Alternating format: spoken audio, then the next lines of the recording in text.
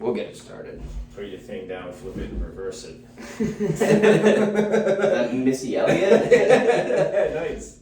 What a way to start episode 101. See, that's the bonus coverage for you, right there. That's what you don't see or hear. Oh, that's awesome. I like I don't know that. where I pulled that one out. I know, right? I really am surprised that you even knew that song. And the fact that I was able to, without you singing it, just talking it. Wow, that is a very unlikely reference right Sounds there. a lot different when it comes from your mouth. Yeah, no kidding. 52-year-old white dude.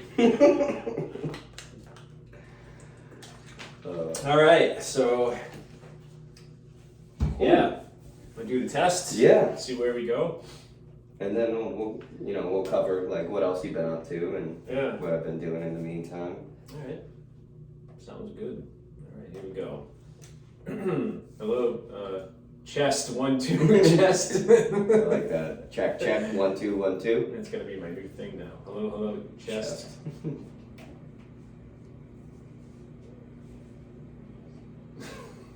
It's awesome. All right, sounds good. I'm ready. Let's All do right, it. here we go. Locked and loaded. Yeah.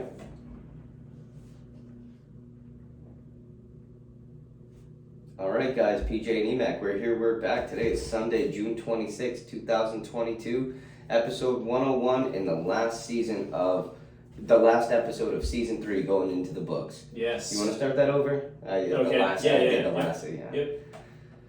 Let's start that. That was my bad. That's all All good. right. Scratch it. Get him out of the way.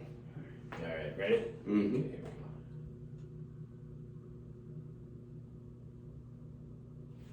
we go. All right, guys, PJ and EMAC, we're here. We're back. Today is Sunday, June 26, 2022, episode 101, going into the books, and this will be the last episode of season 3.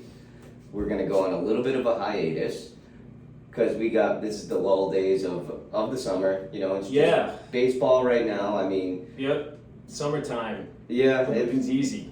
We got the last game of the Stanley. Well, I said the last game. Maybe I jinxed it. Could be. It could very well be the last game of the Stanley Cup tonight, dropping at 8. The cup will be in the building, as it has been, right? It has been. It was 3-1 and 3-2 now. So it very well could be the last game, or it could go to a Game 7, who knows? Do you think that when they fly, because they have to fly the cup from, because it had to be... It has to be present at all times. Yeah, when this could be a What deciding flight game. do you think it takes? Do you think it has its own seat? Do you think it rides with a team?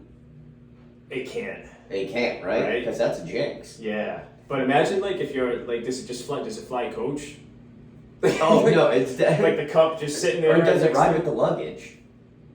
Throw it in the luggage. Throw it in there. It says fragile on it. I think it's got a fragile. It must be Italian. It's got to be Italian. I think, I picture it just having its own seat. It has to. It definitely has to have its own And seat. imagine that, you show up and you get on a plane and you're looking through the rows and you look back.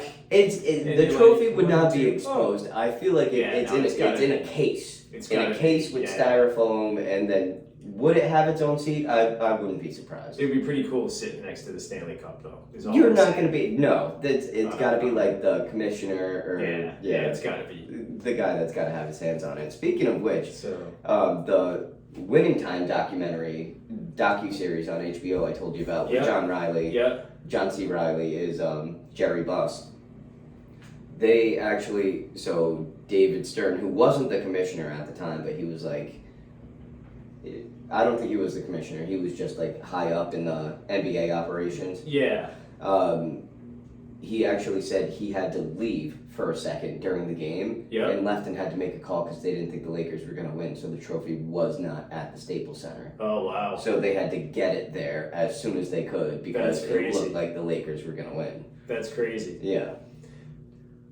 And did you know that Kareem actually won MVP of the finals, but because he was hurt and couldn't make it, they named Magic the finals MVP? I did not know that. That's why he won. In what year is that now? That was 1980. Okay.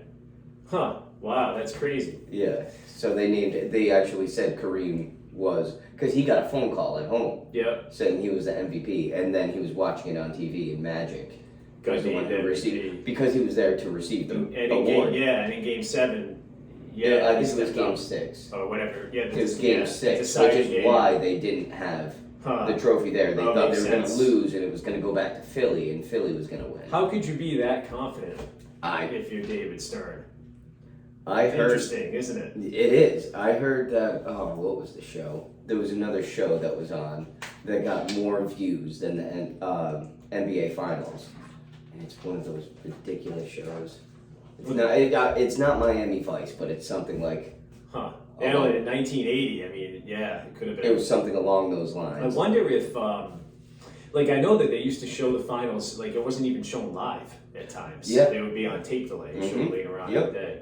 Crazy. So that's what really made Bird and Magic, bring the NBA back into... David Stern, say what you want about him, but... He knew how to... He made this league what it is. Yeah, he knew what to do and knew how to market it. So maybe... Are we giving an excuse for his injustice of the envelope? And I mean, I think that you got to be careful though when you start saying the ends justify the means. Yeah, you got to be careful with that. Agreed. But here we are, last episode of season 3 of the Sports Theory podcast. Thank you for being with us. Appreciate it. This is the show where we discuss, analyze, and hold a monocle up to sports events past and present. Definitely. So this kind of brings it full circle to the current NBA Finals. Yeah, and... how it concluded. Right, and the tie-in that I had with that was, what gave me a lot of confidence in Game 6 for the Celtics was the fact that the commissioner wasn't there. So you thought for sure it was going to be a Game 7. And it was going to be a done deal. Everyone kind of thought that, right? Why was he not there? That doesn't make any sense to me.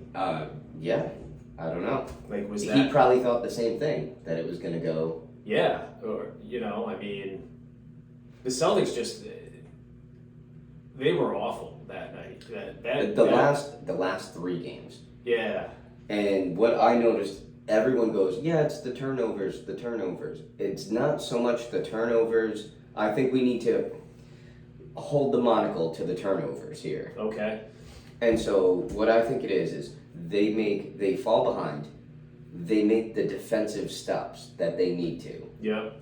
I think that brings their confidence up. Oh, Robert Williams got another block. We got another steal. We forced another bad shot. Coming down the court, they're confident that they got that and they're like, our time now. But they think they have a lot of ground to make up. That's where they start firing off bad threes. That's where someone, Tatum, Brown, Smart, I've seen them all do it, try to confidently take it to the hole. They get stuck, they get jammed, they turn around and try to throw a pass to no one. Yeah. Or wide, or backcourt. And it was all about not capitalizing, because I feel like the nerves, this is where I feel like the veteran experience came in for Golden State. That's a good point, and I buy that. You know what I mean? I buy that. But with the Celtics, though, I mean, it just was a lot of just unnecessary, unforced turnovers, right? Mm-hmm. Just sloppy handling of the basketball, not taking care of the basketball. That's what I saw. And this is where I almost feel like it was, I don't want the pressure on me. I'll take it down, handle it a little bit, and then get rid of it and put the pressure on someone else and see if they can capitalize. Right, which is no way. For Jaylen Brown, think about it. All these guys are in their mid to late 20s, right, except for Horford. Yeah. So it's like Brown, Tatum, we haven't been here before. Right. I don't want to screw this up for the team. Let me try to take it in, and then I'll dish it to Horford, let him take a 3. I'll dish it to Smart, let him take a 3. And then that's where you start missing your shots. You're not getting offensive rebounds. Yeah. Robert Williams was the one that looked like a stud out there to me. Yeah, he did. He really did. I thought he was a great. game changer. Talk about a rim protector, right? 100%. Al Horford, I think he is definitely was the spiritual leader of this team. I heard they signed him 1 more year. Yeah, I think that's a good move. I mean, to me, agree. He looks like he's still. If you obviously got to monitor his minutes and manage his workload, but to me, it looks like he's still got some good basketball left in him. It's almost like Brady. Like, okay, you don't expect this guy to leave the pocket and rush for 20 yards, right? But, you know, he can make those passes. Yeah, and show these young guys, you know, what it takes, right? To win. You know, here's the question though: like, what if any changes do you make? See, now I've been hearing a lot of things. They're talking about Damian Lillard, right? Bradley Beal. Bradley Beal, that's the one. Yeah. Is that? I was gonna say Bradley Beal. I heard. School there. Yeah. That's fine. Yeah. Bradley Beal. Vegas has 3-1 odds that he's going to the Celtics, and then there's a few other teams listed underneath. I feel like a lot of this is going to be contingent on where Kevin Durant goes if he leaves, where Kyrie Irving goes if he leaves. Okay. If Westbrook is going to stay in LA, because I heard Brooklyn might try like a swap, Irving Westbrook. Okay. Which would bring, you got to think it would reunite two dynasties. Westbrook and Durant. Oh, wow. And Harden. Yeah. And then Kyrie and LeBron. Oh, yeah. So it'd be reuniting two former dynasties, just on different teams. Yeah. So there's a lot of contingency here. What's the Bradley Beal scouting report look like? It looks pretty good. I feel like the Celtics would have to give up a lot to get him, you know? I'm thinking at least one of the Jays, and then either like Williams or Smart, you know? Does that improve them? I don't think it does. Okay. I don't think Smart plays as well as he does on any other team. I think he's perfect for this team. So if I'm Brad Stevens, I think Stevens sees it too. I don't need to tell him. I think he would agree with that. How is Beal defensively? That's the question for me. I don't know the answer. It's not great.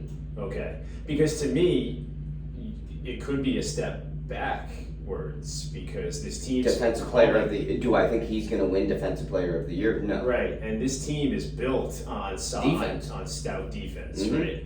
So if you bring in if you give up a guy like Smart, the Defensive Player of the Year, and you bring in somebody, now you've basically lost your identity, right? Agreed. And I mean, or you put it all on Robert Williams, and now it's like that's a bit much. Right. You know? Right. You know? Through his injuries, can you guarantee that he's going to give you the defense that he gave you this year? Right.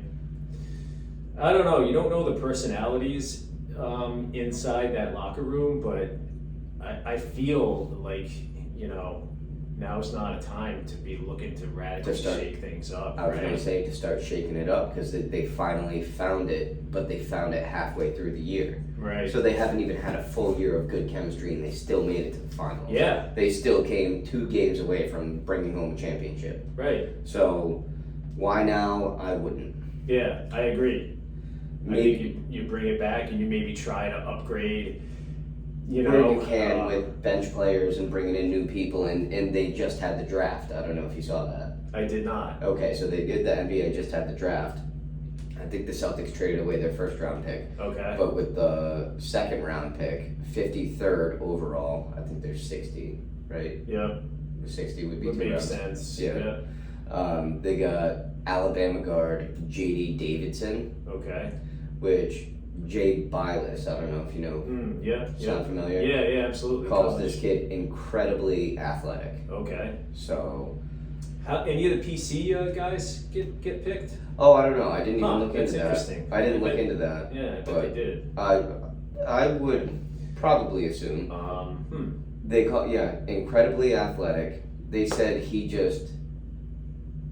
kind of relied more on his raw talent than learning the game. So he's a perfect kid to mold into a system. Yep. And what system better than the Celtics? Yeah.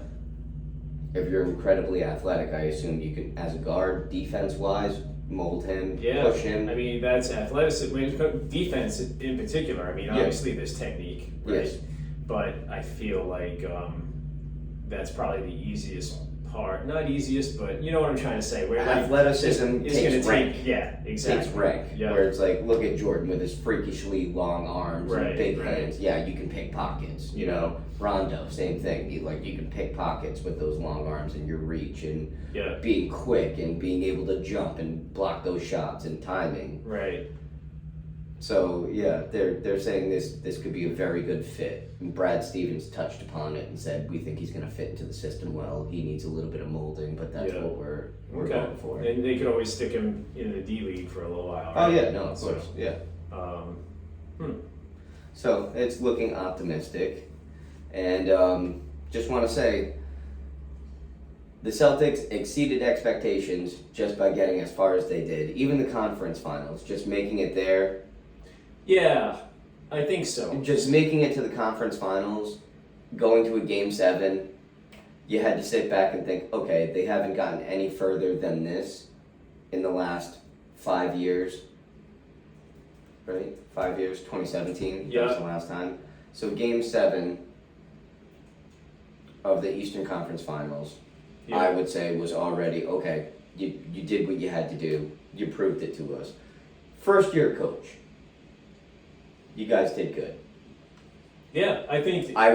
What would you set the expectations for him for next year? For next year? Depending on what they do, obviously. But contingent on that, what would you, as a Celtics fan, put your expectations? Conference finals? Conference finals, again, right? Like, I think that's what you're looking for. I feel like seeding doesn't matter. I feel like if you're in the top 4, conference finals is an optimistic result for you. Right. So, that being said, yeah, conference finals, hopefully NBA finals again. And I, thinking back to like the Pistons and I want to say the Magic, but they never returned. Yeah. But you get what I'm trying to say? Yeah, absolutely. Where it's like the teams that get there, but then just miss out. And then I don't know if you saw Tatum at the end of Game 6 when they were all celebrating and everything. He just stood there on the court. He just kind of took it all in. It's kind of like when the Chiefs lost in the Super Bowl. Right. To Tampa Bay. And then the following year, they just... Yeah. Or were they trying to go for back-to-back? What was it? It might have been... Yeah. They won 54. Yeah, Tampa won 55. Right. Okay, so it was, I think it was the AFC Championship where they stood out there and kind of drank it in and was like, I want to feel like that next year. Yeah, you gotta use that to motivate, to fuel the fire. Yeah, so Tatum stayed out there, and then even after he let the Warriors celebrate, and then came in and started, talking to the players. Especially when it's happening on your home court, right? Your home court. And he went over and dapped them all up, and I'm sure they had words of wisdom. Yeah. I mean, you can't, and I feel like we have to also, before we put this to bed, just acknowledge like Steph Curry. What a beast. Monster. An assassin. Absolutely. And that's awesome. He finally got his finals MVP. Yeah. And 4 rings. Deserved, I mean. Oh, definitely. He was the best player on the floor, and it wasn't even close. 4 rings in, I want to say, the last 8 years. It might be 7. I might be misspoken. I've never seen a better shooter. Better shooter, but he can handle the ball. Yeah. And he doesn't give up on defense. Yep. He motivates his team. Beast. Great leader. Never a crappy attitude on the floor. Yeah, absolute beast. Class act. Pretty awesome. And that's what stinks, is because I literally root for Curry every time, except for when they play the Celtics, and it just had to come down to that, Yeah. Well, I mean, I would like to, and this would be a good question to ask you. When do you think, in your opinion, the last time the NBA Finals was won by the team that did not have the best player on the floor? 2004. And who do you Detroit Pistons. Okay. They didn't have one All-Star. And who did they beat? The Lakers. And the Lakers had Shaq and Kobe. Okay. Wow. Okay. And they were coming off a three-peat. They were going so there's your answer. They were going for championship 4. There's your answer. So what does that say about the sport of basketball, though? It's been almost 20 years now, right? Yeah. It's if you have the best player, your chances to win are just like way better. Yeah, yeah. Just so you got to think Shaq and Kobe, two not just all-stars, Hall of Famers. Yeah, that's pretty crazy. That's And who was the coach of that Pistons team? Oh God, was it Larry Brown? It wasn't Larry Brown, was it? It beats me. Huh? I just know Rasheed Wallace was on that team, and I know the NBA refs hated Rasheed Wallace, so they would call him on anything they could. So the fact that they overcame the Lakers, who were already a three-peat team, going for number 4, just tells me raw talent and heart took over. Yeah. Hey, speaking of 2004. Okay. Are you going to interlude this to what we have to come? Yeah. Well, before we put basketball to bed too, I just want to add one more thing. I was just looking through the draft, and I didn't see anybody from Providence, but Tyrese Martin from UConn, who was transferred. He was from URI and then transferred to UConn when Dan Hurley went there. I was going to say, drafted by the Warriors, but then traded to Atlanta. But he was drafted 51st overall. Oh, that's cool. Yeah, and traded to Atlanta. So. That's nice. Yeah, so good luck to him. Hopefully he makes it. I'd love to see it. Follow him, but love to see anyone from New England. Yeah, you love to see kind of take off like that. So Ray Allen especially. He went to UConn UConn and then ends up on the Celtics. Patrick Ewing. Pat Ewing. Right. Well, I mean, he played high school ball. Yeah. But Boston then went to Latin, I think, right? But Cambridge, I want to say. Okay, yeah, and obviously went to Georgetown. Where is Georgetown? DC. All right. Yeah, I knew the Big East. I knew it was a little bit outside of New England as well, but. So we mentioned. So this is the last episode of season 3. We're gonna take a little hiatus. Probably be back. I would think mid-August sometime, mid-August. Mid to late August, I would say. Yeah. And around training camp time. I mean, I know the first training camps and first preseason games no one's really grabbed just yet. Right. But we're going to be back before October baseball, before the start of the NFL season. Sure. So it's like we'll get all that good stuff in there. So and when we come back, we're going to try something a little bit new. We're going to do a segment weekly where we take a look back on the 2004 Red Sox postseason run, and we're going to. That would be starting with Game 1 of the ALDS against the Angels. And that was in Fenway, I assume, right?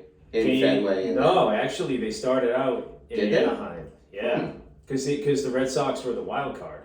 Oh, that's right. That year. Oh, and that's the Angels right. were the division winners. So they played games 1 and 2 in Anaheim, and then they won it here in Game 3. But we're gonna look back. We're gonna go. Were they just the Anaheim Angels at the time? I think so. I don't know. Because I know they're the LA Angels of Anaheim now. I don't know. And I was air quoting that.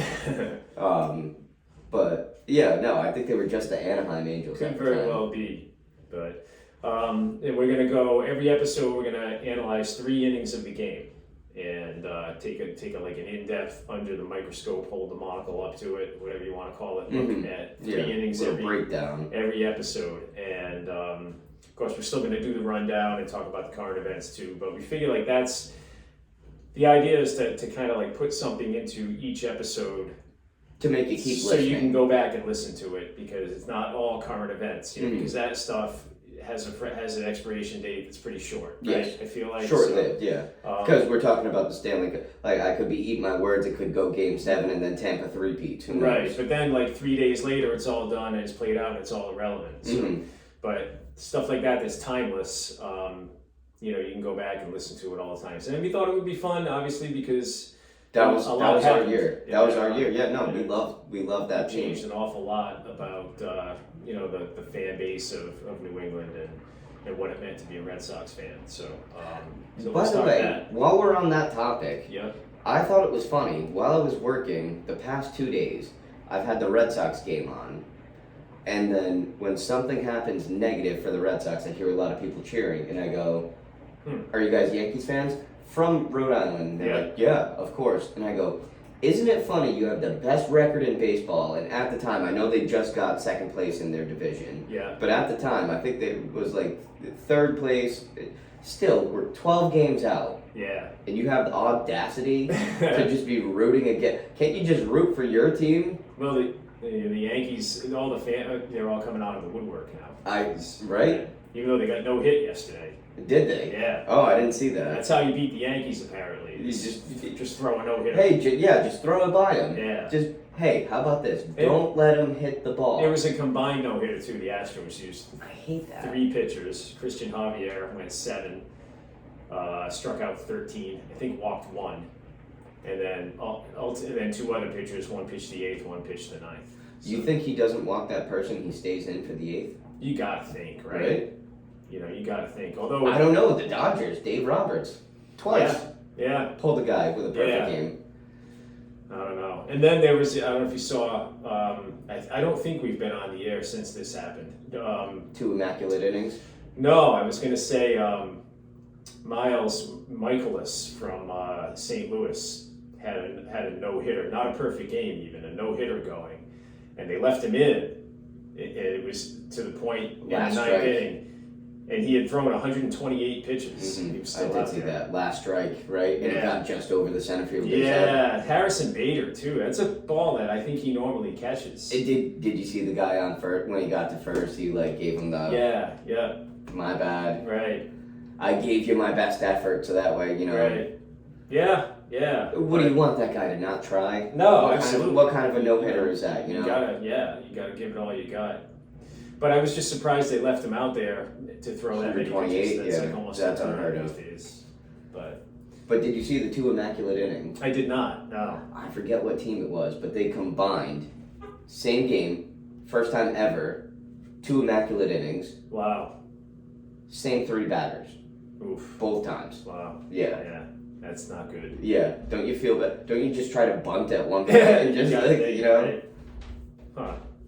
Try to do something. Take a pitch, maybe Right. lean into it and get hit. Yeah, something. Do something. Don't let that happen again. But yeah, I forget what team it was. Yeah. But 2 different pitchers, 2 immaculate innings, same game. Yeah. Well, I think we should take a quick break. Break here, and then we can come back and touch on more about what we want to do next season, and then what else is going on. Yeah, All sounds right. good. Awesome. All right, I gotta go hit the bathroom. Yeah.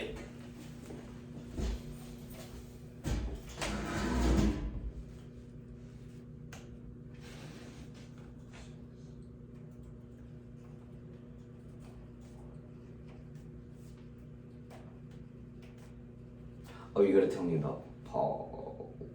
Oh yeah. Yeah. Be off camera. I just realized we were still on camera, but yeah. Yeah, Steve showed me a couple of emails. Receipts. A few receipts. Yeah. Not good. We'll talk later. They named a new managing editor for the paper. I gotta get in contact with I guess maybe. She. Yeah. I'd like to get in contact with her.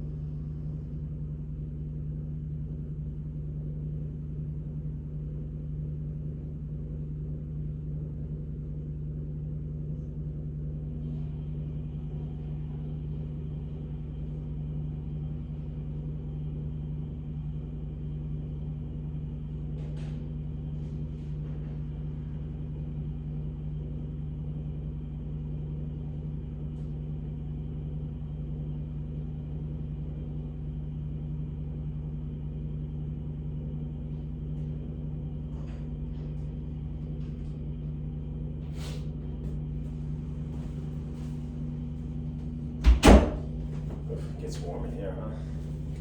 It's not that bad.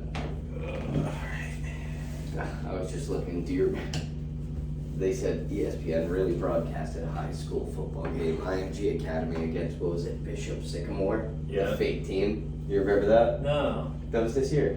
What happened? It was Bishop Sycamore, a high school team that they put together, but it was a high school that didn't No exist. shit. It was like, like rejected college players playing in a high school league, but they got like shut out by like 50 points or something. Yeah, well, the name Bishop Sycamore should have been a giveaway, probably, right? Like, shouldn't you do your research? I forget exactly what happened. I'm pretty sure we talked about it though. I'm like 100% we talked about it. Huh.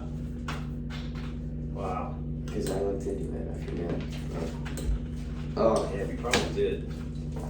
I mean, I still have a decent amount of pages. I don't want to retire this notebook just yet, but I don't know. Yeah. I I still have my full one from the last one. Had every page in it.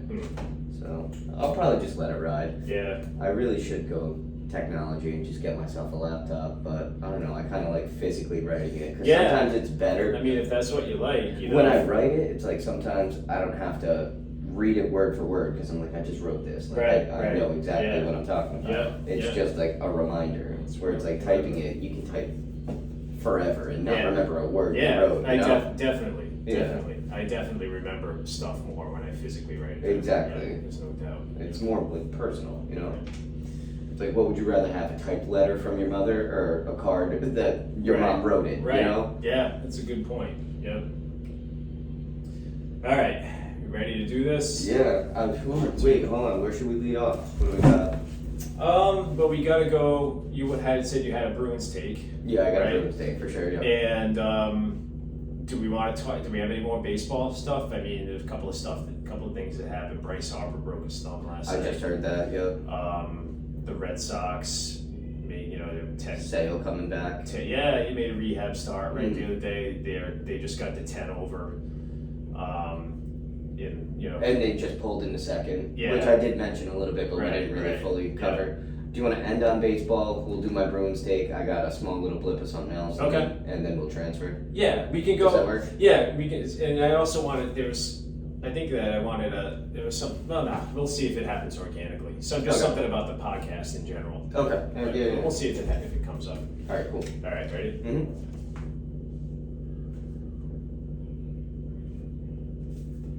Okay. All right, and we're back.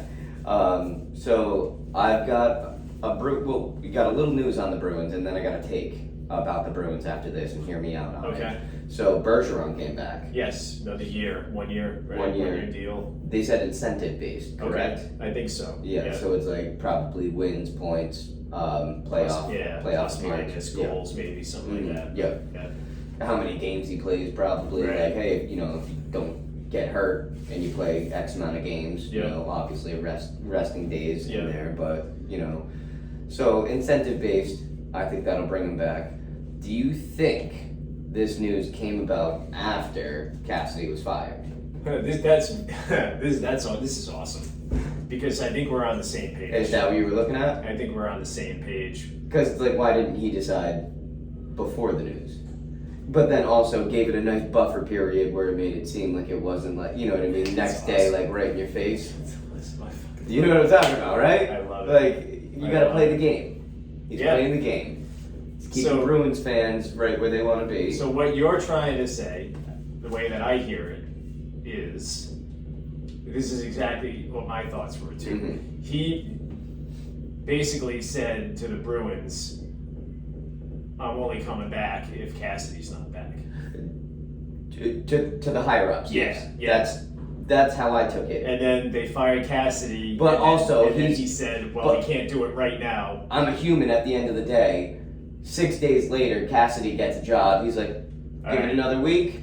Yeah, I'm back. And to put distance, between the news to make it seem like he was. It had nothing to do with that. I fucking couldn't agree with you more. Yeah.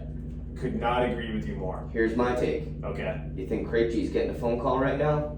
Yes. Think Krejci's coming back? hey, I'll give it one more shot. Let's see if we can do it. Well, that would lead to the question of, did Krejci leave because of him? Because of Cassidy. Because Cassidy, he has that reputation. Mm-hmm. You know, he calls his players out very publicly. Yep. He seems to be insensitive to some things, you know, when players have family situations and take time away from the ice. He comes across a little bit. Do you think that's why Rask maybe left? I mean, I think you and I both think Rask had his foot in and out of the door for the last like 3 seasons. Absolutely. You know, and, you know, let's be honest. You know, you need to be committed and you need to be accountable to your mentally teammates. And physically, you need to 100% be there. Right, you know, but I think physically at one point he wasn't 100% there, and then mentally, once he became physically there, mentally he wasn't 100%. You know, I'll be honest. So there was a situation with David Pastrnak where he had like an infant son that died. Passed away, yes. And there was something that Cassidy said that made me kind of hate him. Yeah, and I don't know. Do you remember this? I don't remember what Cassidy said, but I do remember when Pastrnak had his. His Cassidy was talking about it, and he said something like, "We need him there." Yeah, no, but it was more like if I were to remember, I don't remember exactly what he said, but it was something like, well, you know, he obviously got personal issues going on right now, and you can't blame him for any of, you know. And then he said something like, different guys handle it in different ways. Some will just pour themselves into the game as a way of escaping from it, while others will let it, you know what I mean? Like I understand where you're coming from. It does. I read it as a veiled shot at him. See, now that's obviously I didn't hear verbatim exactly what it was. However, to me, I understand where Cassidy is kind of coming from. Yes. Where it's like, you know, you turn what have we said? You turn tragedy into triumph. Right. However, not the time, man. No. Read the room. Right. And I was surprised that nothing was said about it at the time. Like, I don't even think I mentioned it because I thought maybe I was the only one but it definitely just saw it that way. I didn't like it wasn't the time or place for a comment like that. I never heard anything like that. Yeah. Therefore, I didn't register because I probably would have diagnosed it the same way you did. Yeah. But I understand maybe. I definitely. And it's not like you have to light the fire under his ass. Right. You gotta let that fire be lit on its own. Right. Especially at a time like that. At a time like that. You know. It's, if he wants to pour himself into the game, don't stop him. Right. And he tried to make it sound like, you know, hey, you know, it was like, hey, look, you know. You got a family here too, bro. Are you serious? Way too soon. It just like was not. I didn't think it was appropriate. Mm-hmm. And I think that if you were to look at the totality of everything, you know, and now with Bergeron coming back, you know, you can't.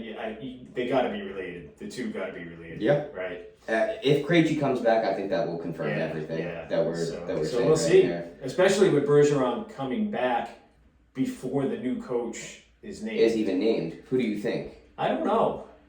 In all honesty, I don't have a clue. The guy I work with, huge Bruins fan, he said, I forget the guy's last name. I want to say his first name's Joe. He said he's got a close personal relationship with everyone on the team.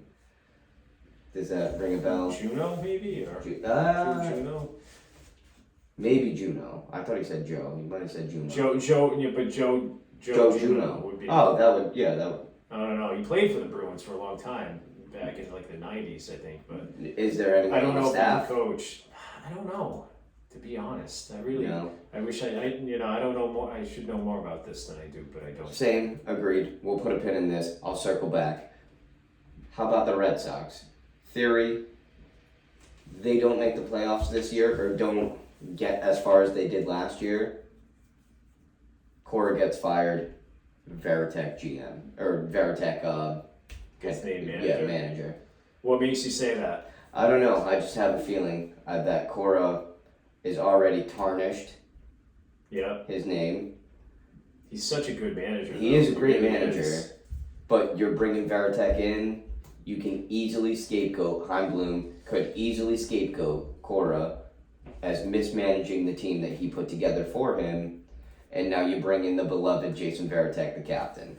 Yeah, I mean, it would have to be an epic fail of the Red Sox. So I want to timestamp it now. Okay. Whereas when we come back on the other side for season 4, depending on how they do, which they are improving. Yeah, I mean, we can say that 10 games over for the first time this year, and moved into second in the division. Yep, there's a long way to go. I mean, are they number 1 in the wild card? I believe they are right now. Yes, and because the Guardians are like 3rd or 4th. Yeah, and they walked all over them. Yep.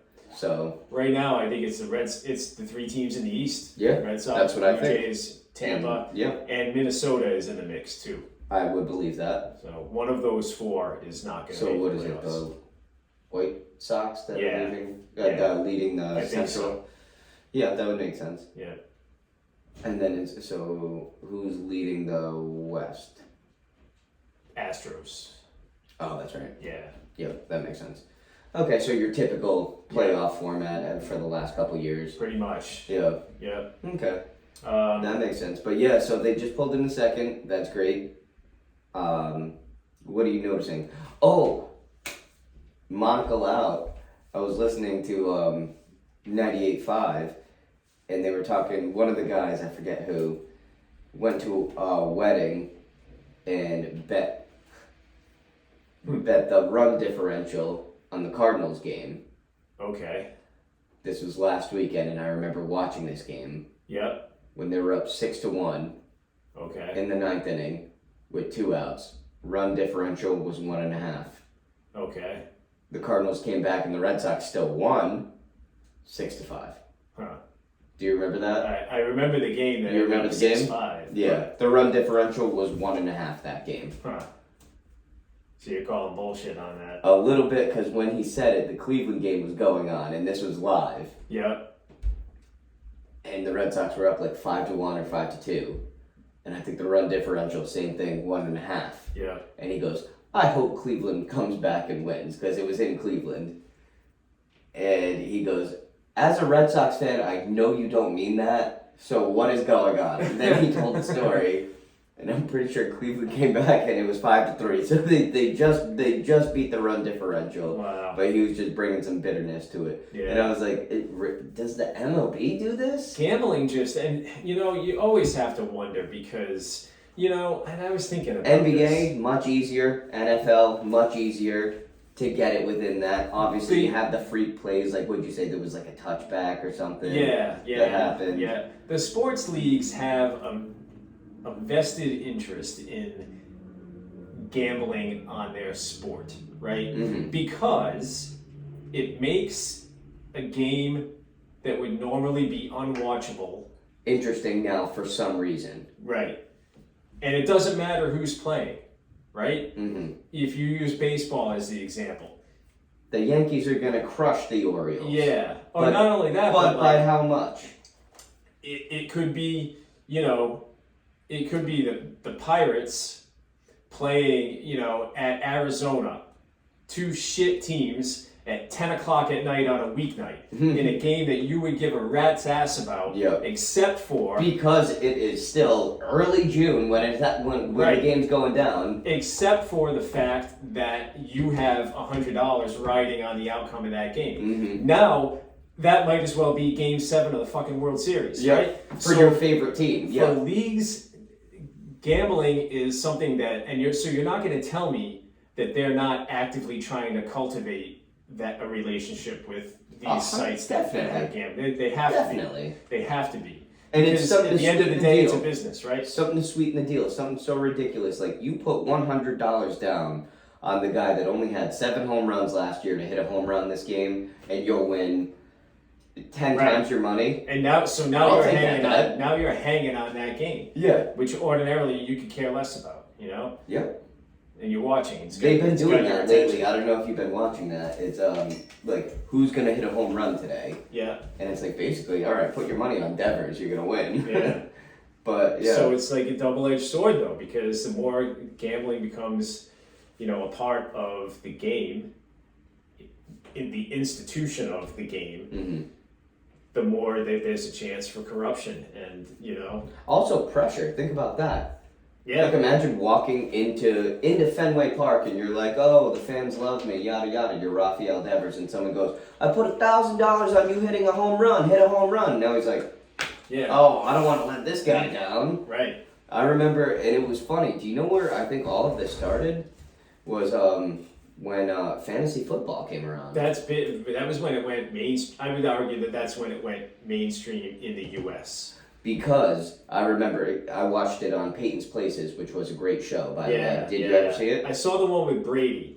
Okay. Right? You did one with Brady? Yes, he did. Yeah. Hulu has now Big Papi's Places. Oh, no shit. I watched it. There's only 5 episodes. I watched all of them. Fantastic. Great show. But he was saying he was going through the airport. He just won a game. They won like 10-3 or whatever. But it was a rushing touchdown and field goal. And someone goes, wearing a Colts jersey, goes, you suck, Peyton. He goes, why? We won. He goes, yeah, but you were my quarterback in fantasy and I lost. He was like, why would I care about your fantasy team? I'm caring about winning games. My reality team. Yeah. That's what I'm preoccupied with right now. The team you're a fan of. Unbelievable. Yeah, it's a crazy world. It really is. It's just, right? But that's exactly it. And I thought fantasy did it the best. Because it makes you watching games that you wouldn't watch for your team. Right, because you have a player. If you got Travis Kelce, now you're watching that game even though you're a Patriots fan. You're like, all right, well, I want him to do good. Yep. So it really brings you full circle to the whole league. And now you're going to buy the NFL League Pass so you can watch every game instead of just watching local games. Yep. So gambling, yes, definitely ties everything. It's a business at the end of the day. Absolutely. They don't care about the competitiveness of the sport. They care about the money. Yep, they're there to make money. Mm-hmm. And different teams. I was listening to a sports radio show last night, a weekend show. I don't even know who it was, and he was talking about how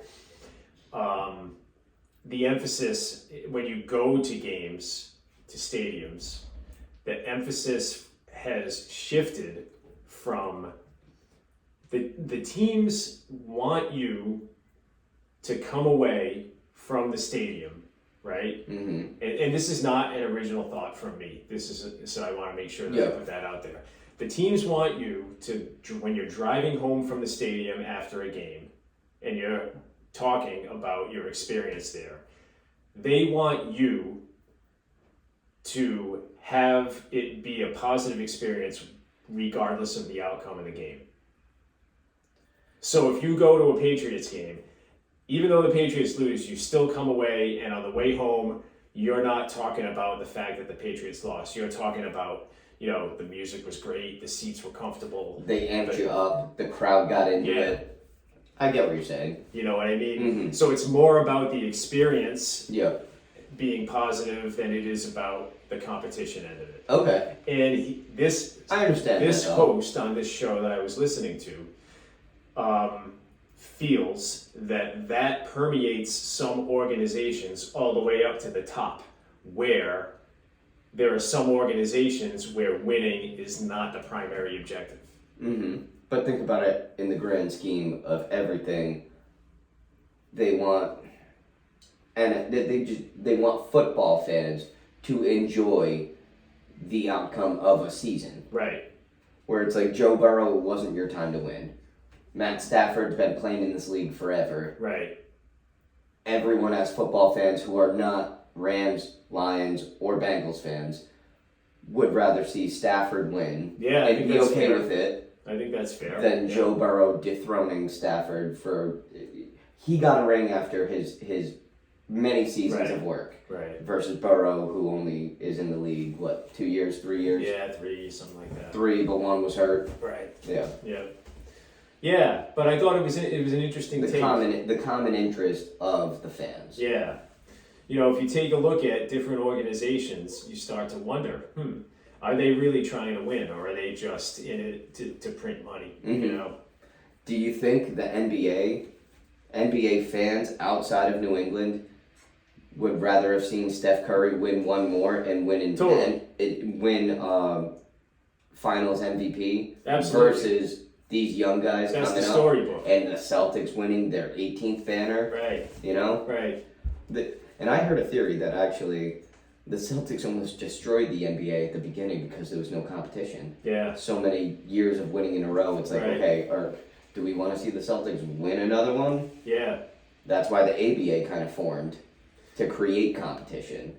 Yeah, I mean, parity is a good thing in general, right? Mm-hmm. You know, you want to have a chance. You know, I mean, especially in a season that is long and drawn out. Baseball, obviously, is the prime example, but even basketball and hockey. I mean, there's 82 games, right? Mm-hmm. If you go into it and 20 games in, you know you have no chance. What are you going to do? You know? Get as much money as you can, bring in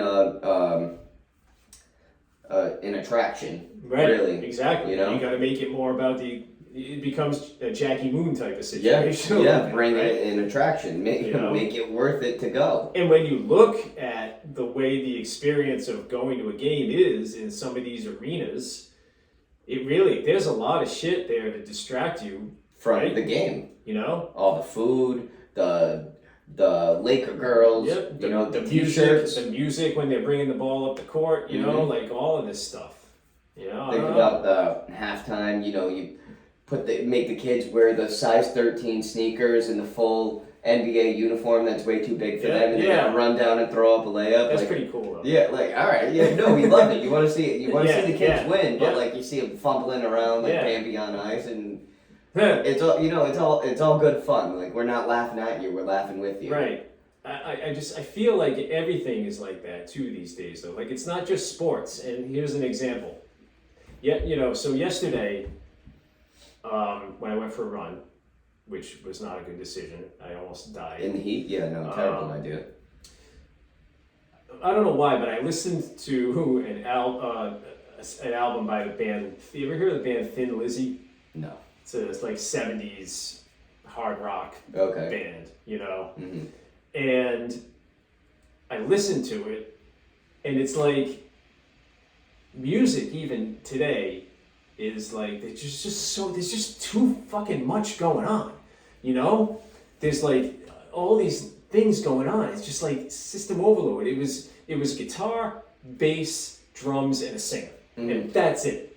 And it was like they played and they recorded it while they were playing, and they put it on an album and they sold it. And here it is. And if you don't like it, go fuck yourself. Oh, I love that intensity that you had right there. But I know exactly what you're talking about. You know what I mean? This is what music is. Boom, done.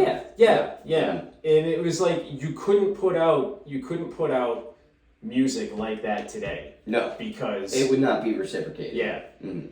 I understand exactly what you're saying. And I feel like there's something wrong with that, and I don't know quite. I heard a kid, a few years younger than me. That was pretty good. I know that was.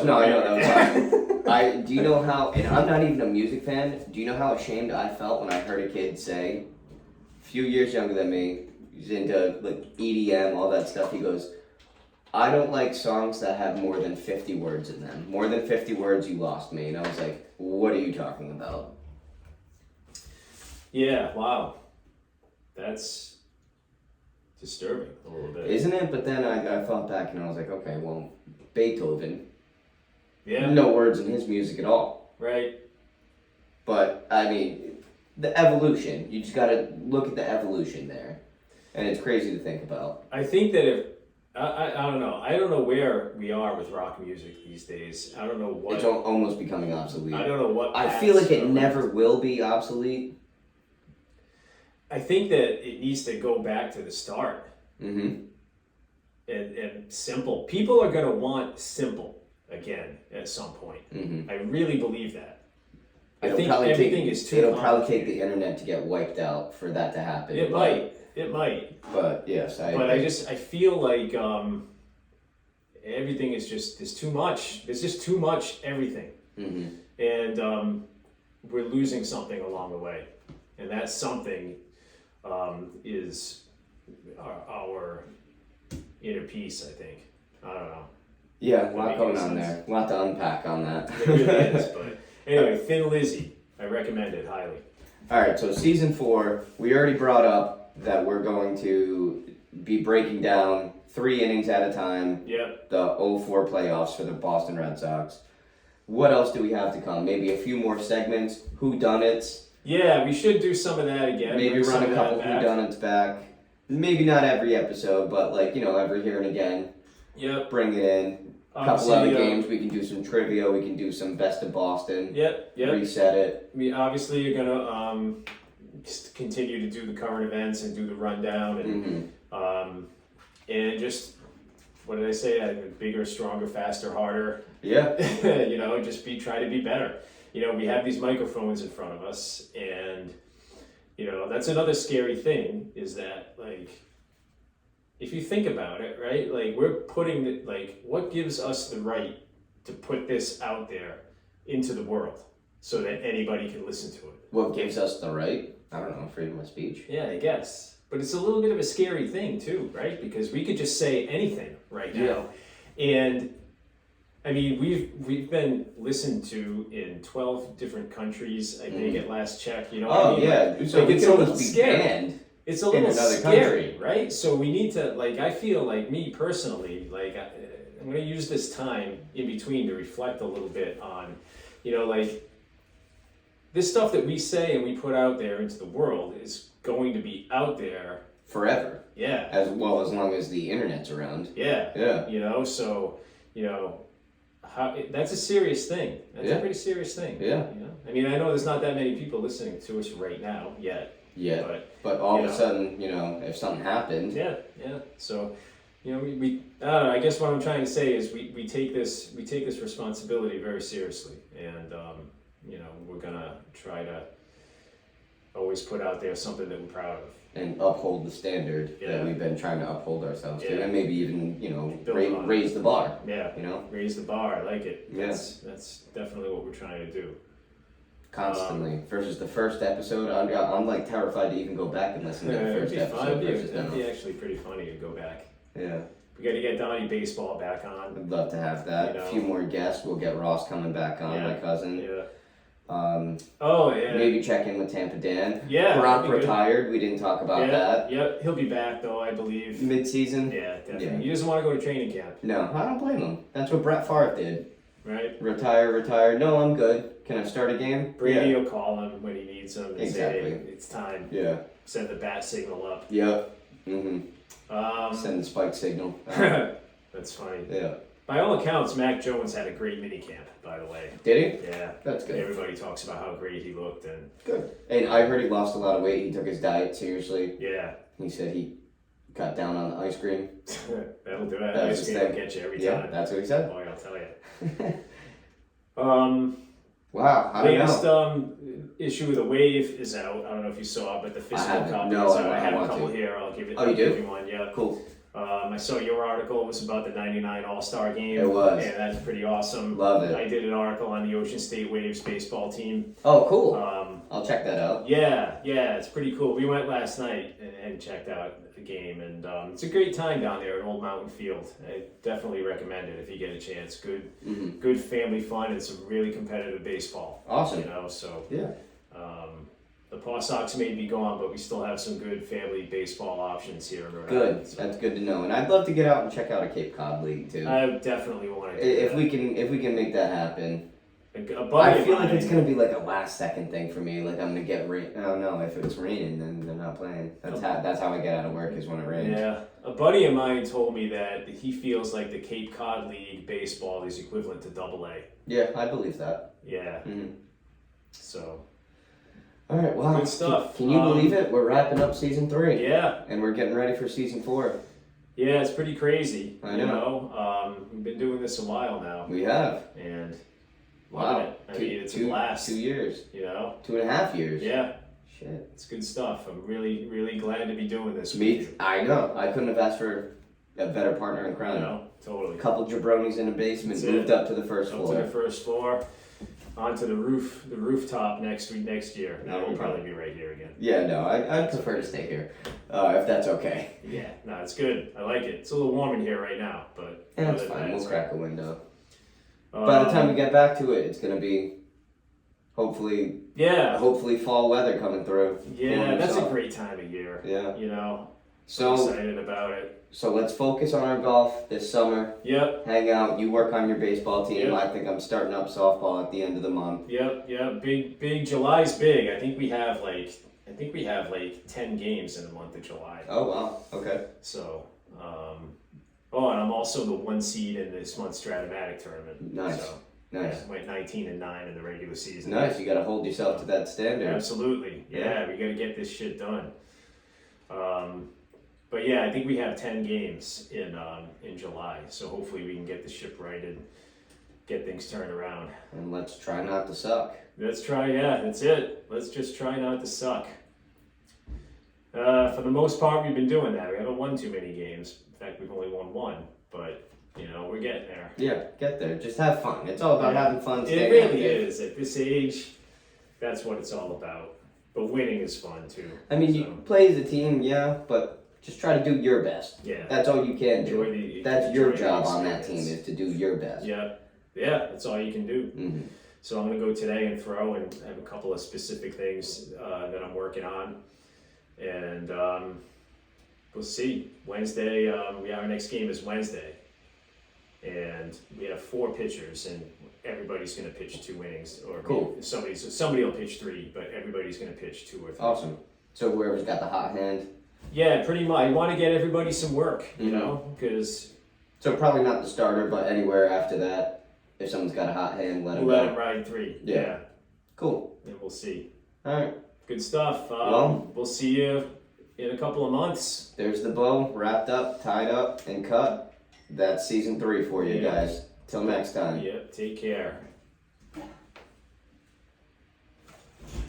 I like it. Yeah.